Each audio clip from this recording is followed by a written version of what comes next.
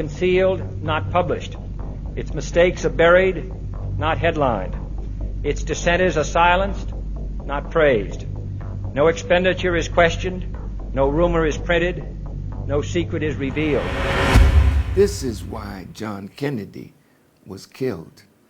He understood the conspiracy, and as far back as the founding fathers of this nation, they knew that there would be those who would try to take over the set up the Bank of America, Private central bank. a private central bank, and they were told to guard against that. And under Woodrow Wilson, in 1913, the guard left. One of the Rockefellers met on Jekyll Island with Paul Warburg and his brother, who were from the Rothschilds.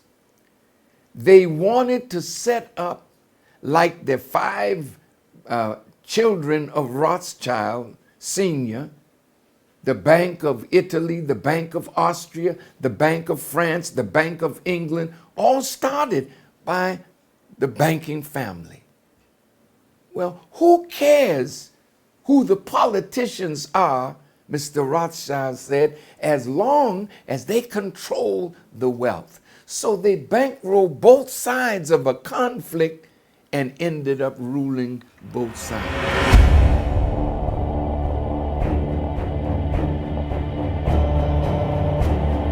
Fighters say they often manage to defeat much larger armies, like the Iraqi military, because they're not afraid to die. Al-Qaeda in Iraq 4 years ago was allowed to set up bases in the west of Iraq and invade eastern Syria. They started the civil war 4 years ago in Syria. They were given massive funding. They're 65%, according to NATO, of the rebel force. The Council on Foreign Relations last year had the headline, "Why We Need Al-Qaeda." And they said, give them air support to take over the country and we'll remove them later. Bull.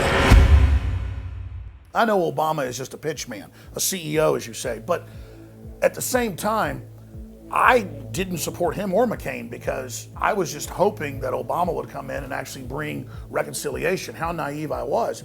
Clearly the systems used him to create racial division, all these problems. Look at what they did to Gaddafi. A Republican couldn't have gotten away with that.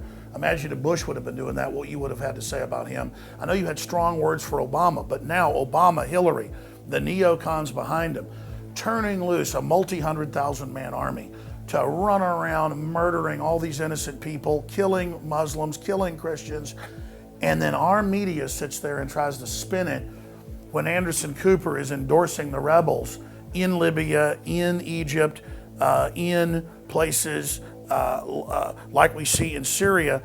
And then even our arch allies, the Egyptians, go and join the Russians now, and it's on national TV there and in their print that our government runs ISIS and Al-Qaeda. Another threat that President Obama mentioned was ISIS. Well, who on earth armed them? Who helped to arm the Syrians that were fighting against Assad? Who created the necessary political climate that facilitated this situation? Who pushed for the delivery of arms to the area? Do you really not understand as to who is fighting in Syria? A, do you agree with that? And then B, what do you think this signifies that they would be so bold as to run this radical proxy army against the world with a hope of having a clash of civilizations and then blaming it on Islam and the Muslim world in general? I mean, cannot the Muslim world see it's a major setup, a part two of 9/11? There is a power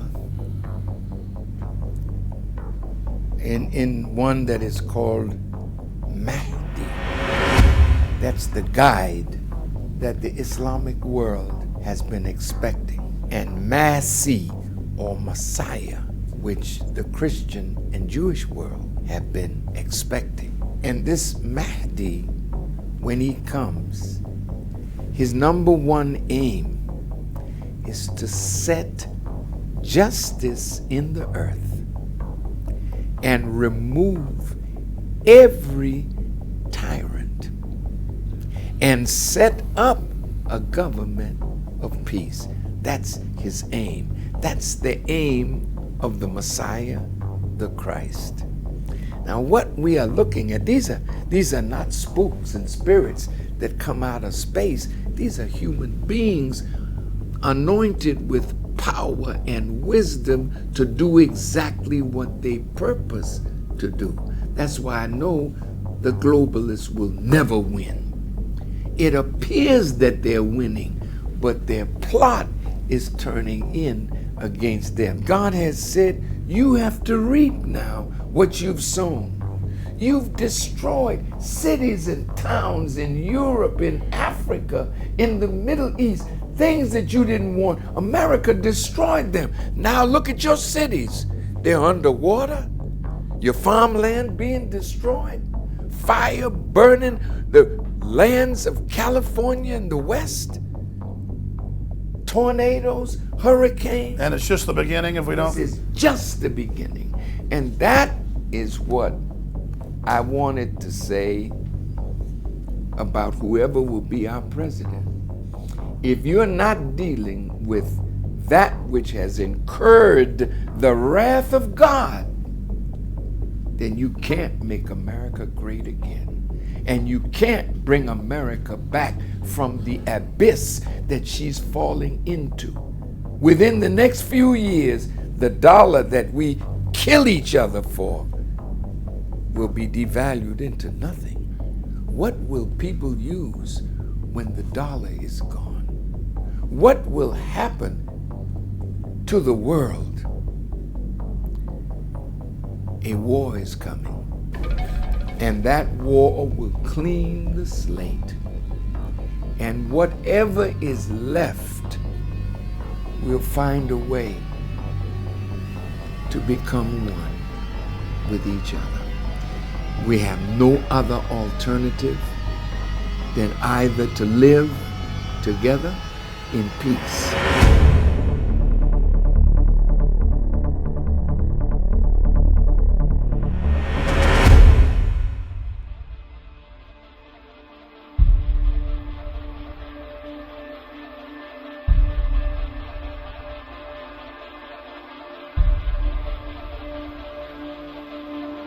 We have gangsters running this country.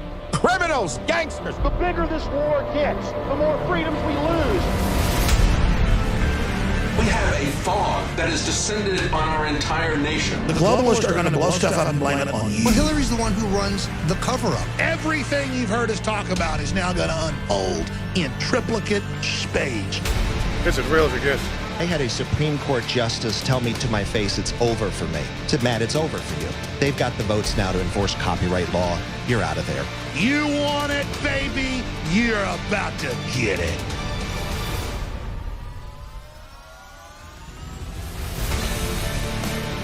We did meet the British at Concord Bridge to serve tea, be tolerant, and see how many guns or what kind of guns they came to take. We met them at Concord Bridge, and we blew their punk-ass brains out. InfoWars has been able to break every record, infiltrate every operation, blow the criminal cover of operatives more than any other institution out there of freedom. And I'm so proud of that. The notion that Hillary has somehow been an advocate for women, no, Bill rapes them physically, and then Hillary rapes them psychologically. I hope the enemies of this broadcast, when you lie about us, when you censor us, when you attack us, when you delist us, when you do that, you're signing on to the other side. These people are of the devil. Let's be very blunt about this. Raise hell and demand accountability. It is the most corrupt, degenerate, criminal government in American history. From the front lines of the information war, it's Alex Jones. The crowd is now moving forward toward the barrier. The police have been telling everybody they're going to shoot if we don't move back. Their defeat will be ultimately a crushing one.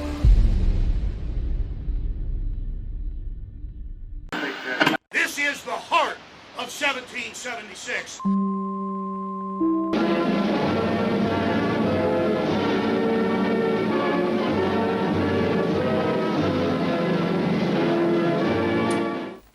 The globalists have controlled the mainstream media for a long time, but now they're expanding and making the weaponization even more vicious and deceptive. All the major networks are state-run. We are partnering this year with the NFL. The NFL has become a political weapon against the Second Amendment and pushes Obamacare. MSNBC tells us that our children belong to the state. We have to break through our kind of private idea that kids belong to their parents or kids belong to their families and recognize that kids belong to whole communities. It is more important than ever to realize that we are not the alternative media. We are the true media. The establishment dinosaur press is dying. We are in an information war, and we are losing that war. Join us at InfoWarsNews.com and PrisonPlanet.tv. Members can share their memberships with up to 11 people. By subscribing, you will literally be buying war bonds in the info war to expand our operation in the face of the tyrants. Join us at PrisonPlanet.tv.